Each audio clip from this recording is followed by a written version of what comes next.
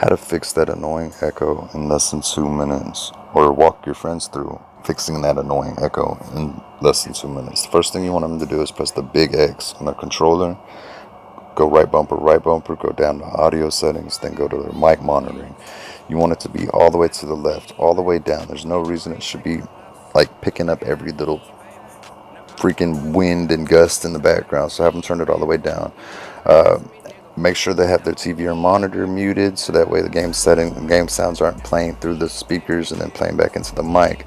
If it's still echoing, turn the headset volume down a little bit. Believe it or not, it still could be playing through the headset volume and hitting back onto the mic. So headset volume down, mic monitoring down, and TV muted. You'll still be able to hear game sounds and everything. Just your party won't have to also hear what you're hearing, which is their voices and the echo. Anyway, another thing you need to do is go into your settings menu, the main settings menu, and you want to go to display and sound. You want to click on that, go to volume. You're going to go to chat mixer, and after you go to chat mixer, you want to make sure it says do nothing. Most people, it's automatically set to like 50% reduced.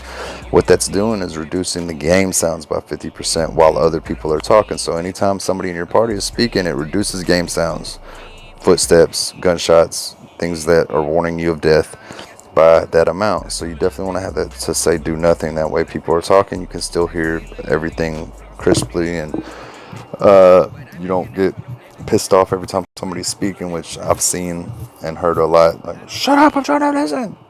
All that's mostly stems from that. So I hope if you have any questions, feel free to message me. Please like and subscribe, and comment.